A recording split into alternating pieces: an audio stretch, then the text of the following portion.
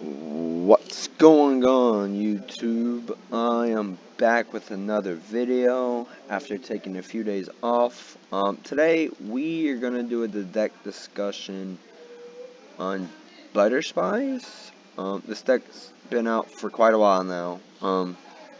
But I was fooling around with some random archetypes last night, and I decided to build, or at least do a deck review on it. There's only like 1, 2, 3, 4, 5, 6 cards in the archetype that supports it. So it's not really going to be a long video, but it's a really fun deck. It has some really cool artwork. Yeah, let's just go ahead and get into it. So the first Butterspy monster is called Swallowtail Butterspy. It's a level 4 effect warrior monster, which is interesting because it's a butterfly.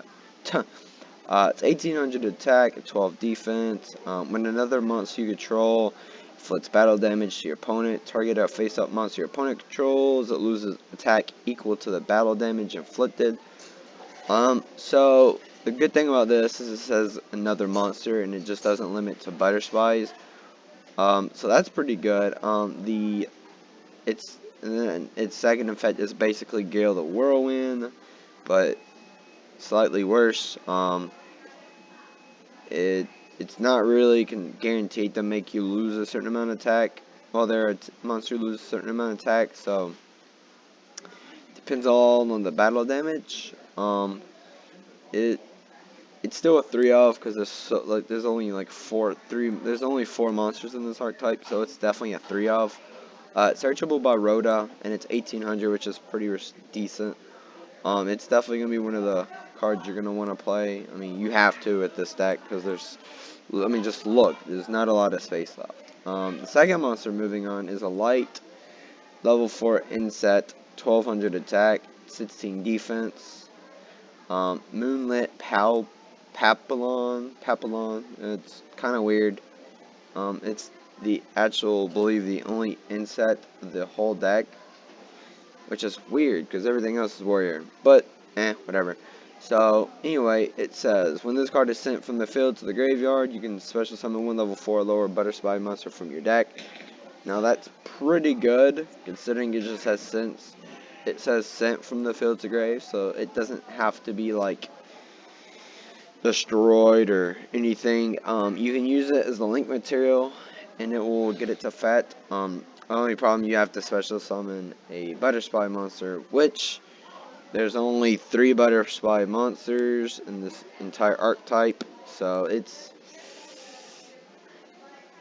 pretty good, but it special summons from the deck, which is really good because it tunes out and special summons a monster, and that's pretty good. It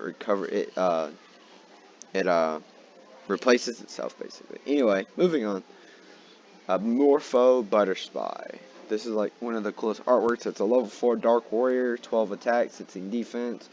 Once per turn, when the battle position of an opponent's monster is changed, except during the damage step, you can target one of those monsters. It loses 1000 attack and defense. This one's not that great. Again, you're gonna have to play 3 of it because there's not enough monsters in the archetype. It can be pretty good, but it's really situational depending on what you could do to your opponent's monster, or if they change it and then they just don't realize what this has. It just is underwhelming. This deck fails for. This deck doesn't really have any over-the-top great effects, but it's decent at best. And the last of the level 4 monsters, Blue Mountain Butterspy. This one is probably the best one in my opinion. This is definitely the best one. 0 attack, 17 defense. It's a warrior, dark, warrior, dark, level 4 monster. Cannot be normal summon set. When you normal summon a warrior type monster, you can special summon this card from your hand. This card cannot be used as synchro material. So the deck doesn't have tuner, so that's not really a problem. It's a Rhoda target, which means if you have like a Goblinberg in your hand or something, you can make a rank 4 with 3 level 4s basically. So this card is actually really good for spamming the field, for link materials or for SE materials. You can't synchro obviously, but I think this is the best one in the deck. It's just really good. The fact that it can't be normal summons kind of sucky, and its attack is kind of bad for, I mean, obviously it's 0 for level 4. Its defense should have been at least 2,000, but I guess since you're going to be using it for Link or Z material, I guess it really doesn't matter. Anyway, moving on to the only spell or trap in the deck, Butterspy Protection. Target one face-up attack position monster in the field, change it to defense. Also, any damage you take for the rest of this turn is half. This card's actually good because this is actually kind of relevant against Trick Stars right now. Any damage, not just battle damage, but effect damage, any damage is half, so they can't really they can't like burn you to death. They can't like they might not be able to OTK you or kill you that turn then. And it changes the attack position monster defense. So that it works well with Morpho Butterspy. You chain, you trap, and have this in the field, then boom, you get to use Morpho's effect.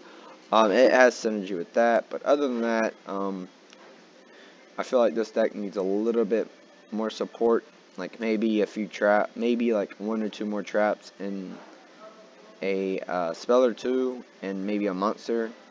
Like a boss monster. Other than that, that's everything for the main deck. Let's go to the extra deck. Photon Alexandria Queen. It's a rank 4 light warrior monster, 24 attack, 12 defense. Pretty good stats. 2 level 4 Butterspy monsters. You can detach 1 material from this card. Turn all monsters on the field to the hand, then inflict 300 damage to each player for each card returned to the hand. So, its first effect is really good. Non-targeting removal, which is great. It returns itself too, so I mean it kind of gives itself up for its effect, but its effect basically is a board wipe in a sense. It just bounces everything back to the hand. Non-targeting removal. Then inflict 300. That's just added on there, I guess. I don't know why it got added on there, but it's pretty decent. I mean, if you can return at least 4, that's 1200 damage that you don't have to do to your opponent. You have to be careful because you can kill yourself with this card if you're playing against Trick Stars, and they do happen to get you down low enough. You have to be careful when you activate this card because yeah, if this said return all cards on the field, that'd be even broke. It'd be a lot better. But this card is pretty good. Overall, I know that was a short video, but this deck only has 6 cards, so it's not like it's super good. I definitely will be working around with a build for this because it is an interestingly and fun deck. I really wish it had gotten more support. Anyway, thanks for watching, everybody. Like, subscribe, and comment what archetype you want me to do a review on next. Peace.